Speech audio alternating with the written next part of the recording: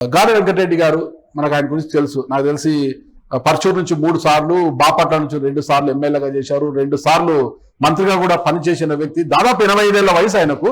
ఒకవైపు వయోభారం, మరోవైపు అనారోగ్యం కారణంగా నిన్నటి రోజు మే 29న హైదరాబాద్ ఆయన కన్ను మూయడం జరిగింది.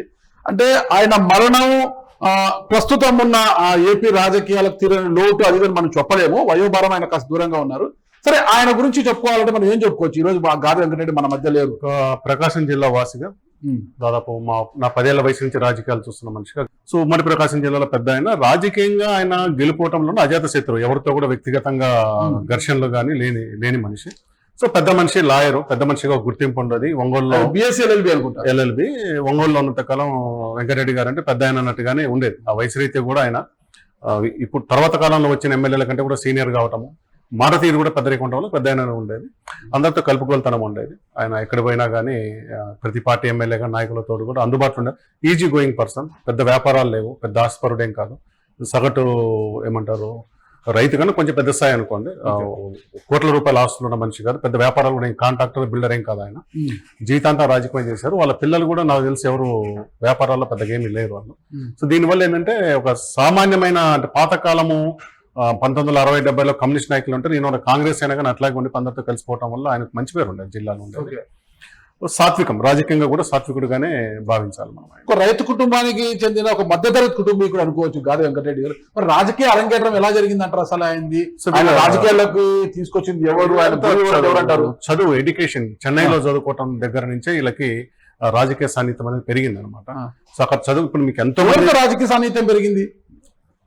అక్కడ చెన్నైలో ఆయన బ్యాచ్ లో ఎవరున్నారంటే కరెక్ట్ గా మనకు తెలియదు ఉన్న వాళ్ళల్లో. కానీ ఈయన ఎవరికి సన్నిహితుడు అంటే మనకు రెండో నారాయణరెడ్డి గారు ఆ రోజు కాంగ్రెస్ పార్టీ అధ్యక్షుడిగా చేస్తున్నారు. తర్వాత వీళ్ళ బంధుత్వం కూడా ఉంది చీరాల దగ్గర వాళ్ళ. ఒక అంటే మీరు ఒక రాజధానిలో ఉన్నప్పుడు ఆటోమేటిక్ గా మీకు రాజకీయంగా చైతన్యం కలుగుతుంటది. మీరు చుట్టుపక్కల ఉన్న వాళ్ళు రాజకీయ పార్టీ పిల్లలు కానీ ఉంటుంది కదా, అలాంటి చైతన్యం చదువుకోవడం, అందులో లాయర్ గా చదవటం వల్ల ఏంటంటే ఆ రాజకీయ చైతన్యం అక్కడ ఉంది. ఈయన కూడా నేను పోవాలనుకోవటం, ఆయనకు అవకాశం వచ్చింది దాదాపు 27 ఏళ్ల వయసులోనే, 1960లోనే తొలి ఎన్నికల్లోనే ఆయనకు అవకాశం రావడం జరిగింది అనమాట.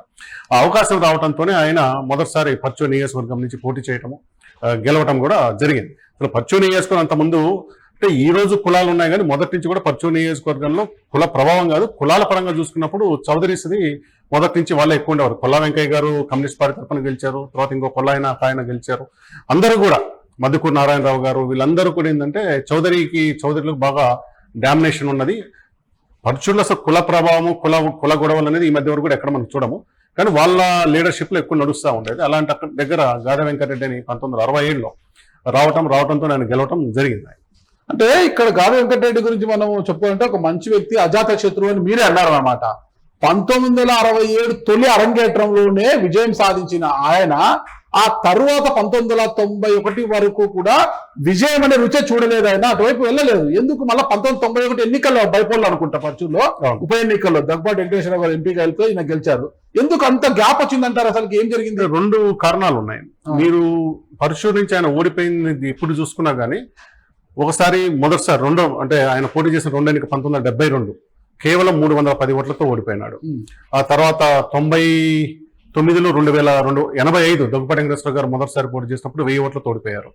99లో 2200 ఓట్లతో ఓడిపోయారు. 1000, 2000 తప్పితే ఆయన 5-6 వేలతో ఎప్పుడు కూడా ఓడిపోలేదు అన్నమాట. 2000, 1000 అనేది చాలా తక్కువ మార్జిన్. ఒకటి ప్రధానంగా ఏంటంటే ఇక్కడ నియోజకవర్గంలో చౌదరీస్, కాపులు ఇద్దరు కూడా ఎక్కువ సంఖ్యలో ఉన్నారు. రెడ్లు కూడా ఎక్కువ కాపులు ఉంటారు. ఉన్న కులాలలో దళితుల తర్వాత కాపులు ఎక్కువ మంది ఉంటారు, తర్వాత రెడ్లు, చౌదరీస్ ఉన్నారు. వీళ్ళంతా మధుకూరు నారాయణరావు గారు ఈయనకి ప్రధాన ప్రత్యర్థి కావడం ఇతనికి చాలా ఇబ్బంది వచ్చింది. మధుకూరు నారాయణరావు గారు పెద్ద మనిషి, ఈయనకన్నా 5-6 ఏళ్ళు, ఒక 4 ఏళ్ళు పెద్దగా ఉంటారు. ఆయన అదే మన పర్చూరు నియోజకవర్గం వీరానపాలెం గ్రామ సర్పంచ్ గాను, తర్వాత పర్చూరు సమితి అధ్యక్షుడిగాను పనిచేస్తూ 1962లో కాంగ్రెస్ పార్టీ అభ్యర్థిగా పోటీ చేసి ఓడిపోయినారు. కానీ 60 ఏళ్ళు ఆయన టికెట్ రాకుండా ఆయన గాలి వెంకటరెడ్డికి సహకరించారు. 72కి వచ్చేసరికి ఇంకా నాకు రాజకీయ జీవితం ఉండదేమో అనుకొని ఆయన ఏం చేశారంటే ఆయన ఇండిపెండెంట్ గా వచ్చి పోటీ చేయడం మొదలుపెట్టారు. 72 ఎన్నికల్లో యుద్ధం జరిగింది. మనకు దాదాపు ఈరోజు ఎవరికి గుర్తుండకపోవచ్చు. సోపిరాలని చిన్నగంజంలో ఒక పంచాయతీ, ఇప్పుడు ఒక 22,800 ఓట్లు ఉంటాయి. ఆడ బాగా కాపులు ఎక్కువ ఉండే నియోజకవర్గం.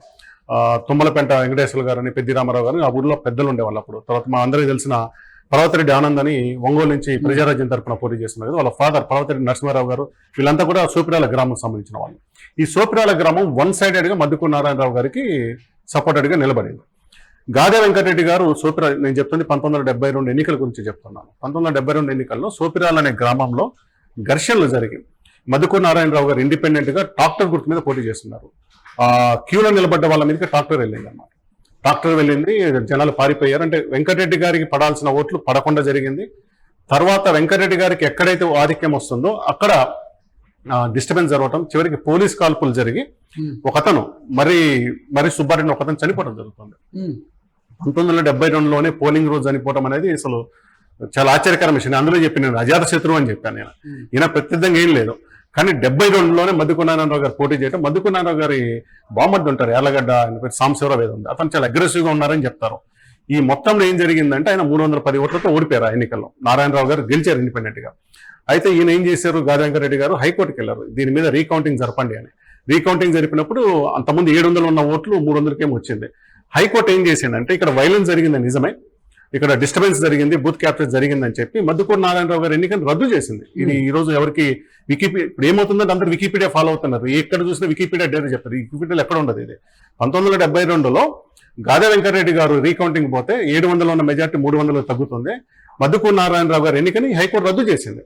2 సంవత్సరాలు దాని మీద, అంటే 72 ఎన్నిక జరిగితే 74లో హైకోర్టు తీర్పిచ్చింది, రద్దు చేసింది. అయితే నారాయణరావు కూడా గట్టాయని సుప్రీంకోర్టుకి వెళ్ళారు. సుప్రీంకోర్టు ఏం చెప్పిందంటే ఇక్కడ వైలెన్స్ జరిగింది నిజమే, కానీ అది నారాయణరావు గారు చేశారంటానికి ఏం ఆధారాలు లేవు కాబట్టి ఎన్నిక పునరుద్ధరిస్తున్నామని చెప్పి నారాయణరావు గారిని తిరిగి ఎమ్మెల్యేగా పెట్టారనమాట. అంత యుద్ధం జరిగింది. ఈయన ఎదుర్కొన్న 2వ ఎన్నికైనా ఆ స్థాయిలో, అంటే ఈయన లాయర్ కావటం వల్ల ఆ స్థాయికి పోయి ఫైట్ చేస్తున్నారు. అంత బలమైన, ఎందుకు నారాయణరావు గారు చెప్తానంటే నారాయణరావు గారు సర్పంచ్ గా సమితి అధ్యక్షుల రోజు ఎమ్మెల్యేల కంటే చాలా పవర్ఫుల్. మీకు తెలిసి ఉంటుంది, 2-3 అసెంబ్లీ కలిసి ఒక సమితి అధ్యక్షుడు చాలా పవర్ఫుల్ అంటాడు.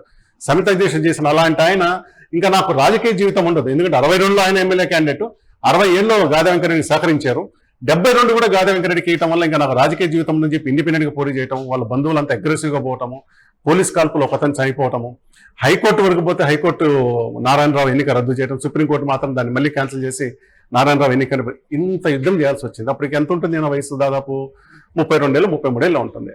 అక్కడి నుంచి ఈయన రాజకీయ జీవితం ఏమైందంటే ఒడిదుడుకులతో వస్తూ ఉంది. తర్వాత మీకు 78కి వచ్చింది. ఈయన ఏం చేశారంటే అందరితో పాటుగా జనతా పార్టీలోకి వెళ్ళిపోయారు. నారాయణరావు గారు ఇందిరా కాంగ్రెస్ తరఫున ఫైట్ చేశారు. ఇందిరా కాంగ్రెస్ హవా ఆ రోజు విపరీతంగా ఉంది కదా, సో గెలవటం జరిగింది.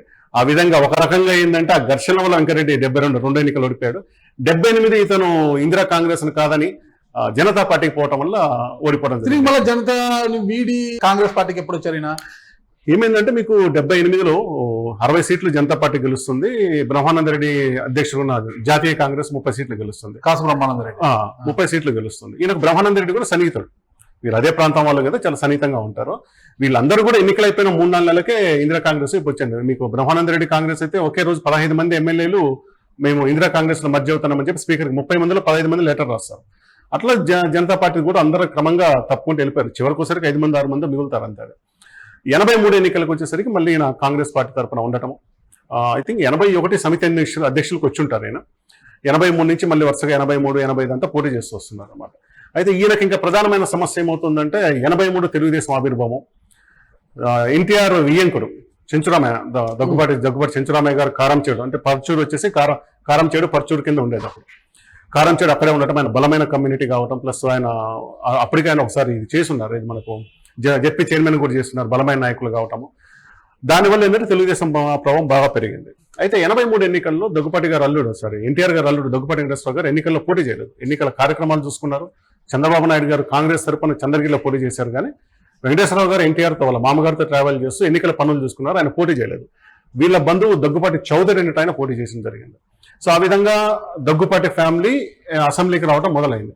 అయితే ఈ దగ్గుపాటి చౌదరి గారు ఏం చేశారంటే, మనం ఈ మధ్య చనిపోయిన భాస్కర్రావు గారి గురించి చెప్పుకున్నాం కదా, ఒక నెల ముఖ్యమంత్రి అని, ఈయన భాస్కర్రావు గారి వర్గంలోకి వెళ్ళారు అనమాట. భాస్కర్రావు గారి వర్గంలో వెళ్ళటం వలన నెక్స్ట్ ఎన్నికలు 85కి వచ్చేసరికి ఇంకా నేరుగా దగ్గుపాటి గారే రావడం జరిగింది. అక్కడ ఈ మధ్యలో దగ్గుపాటి 83లో ఆయన పోటీ చేయలేదు, కానీ ఎన్నికలైపోయిన 5-6 నెలల తర్వాత మార్టూరు ఆ రోజు గెలిచిన గుట్టిపాటి హనుమంతరావు గారు గెలిచున్నారు. ఆయనతో రాజీనామా చేసి రవి వాళ్ళ పెద్దనాన్న నర్సయ్య గారు తండ్రి హనుమంతరావు గారు, ఆయన ఏం రాజీనామా చేయించేసి మార్టూరు నుంచి దగ్గుపాటి గారు ఫస్ట్ టైం ఎమ్మెల్యే అయ్యారు. ఇది 83లో ఆయన పోటీ చేయలేదు, కానీ తర్వాత రాజీనామా చేయారు. గుట్టిపాటి హనుమంతరావు గారేమో జెడ్పీ చైర్మన్గా వెళ్ళి ఉన్నారు అనమాట. సో 85 సొంత బంధువు నాదెండ్ల వర్గంలో పోవడంతో ఈయన సొంత నియోజకవర్గంలోకి వచ్చి ఇక్కడి నుంచి పోటీ చేయడం జరిగింది. ఇంకా అక్కడి నుంచి దగ్గుపాటి వర్సెస్ గాదె వెంకరెడ్డి అన్నట్టుగా మనకు 2099 ఎన్నికల వరకు జరుగుతూ వచ్చిందనమాట. అదే దగ్గుపాటి వల్లనే మళ్ళీ ఎమ్మెల్యే కాగలిగాడు. ఎలా అయ్యాడంటే 83లో ఓడిపోయాడు, 85లో 1000 ఓట్లతో ఓడిపోయినాడు. 89లో దగ్గుపాటి ఎమ్మెల్యే గెలిచిన తర్వాత తెలుగుదేశం పార్టీ ఓడిపోయింది. అప్పుడు ఎన్టీఆర్ గారు ఏం చేశారంటే, మనము నేషనల్ ఫ్రంట్ లో ఉన్నాము, అప్పుడు నేషనల్ ఫ్రంట్ స్థాపించున్నారు, అక్కడ కనుక నేషనల్ ఫ్రంట్ వస్తే మన బలం పెరుగుతుంది, మినిస్టర్లు అవుతామన్న ఉద్దేశంతో దగ్గుపాటి గారు బాపట్ల ఎంపీగా పోటీ చేయడం జరిగింది. బాపట్ల ఎంపీగా చేయడం ఆయన అక్కడ కూడా 1100 ఓట్లతోనే గెలిచారు ఆయన. ఆ జరిగిన బై ఎలక్షన్లో మళ్ళీ గాదె వెంకటరెడ్డి అంటే వరుసగా 67 నుంచి పోటీ చేస్తూనే ఉన్నారు. 60లో గెలిచిన తర్వాత 5 సార్లు ఓడిపోయారు. 91లో ఆయన అదృష్ట దేవత వరించి ఆయన గెలవడం జరిగింది. గెలిచినమాట ఆయన సీనియారిటీ అందరికి సన్నిహితుడు కావడం వల్ల ఆయనకి ఎక్సైజ్ అండ్ ప్రొవిషన్ మినిస్టర్ ఇవ్వడం జరిగింది. ఆ విధంగా 67 తర్వాత 91 5 ఎన్నికల తర్వాత ఆయన మళ్ళీ గెలవగలిగారు.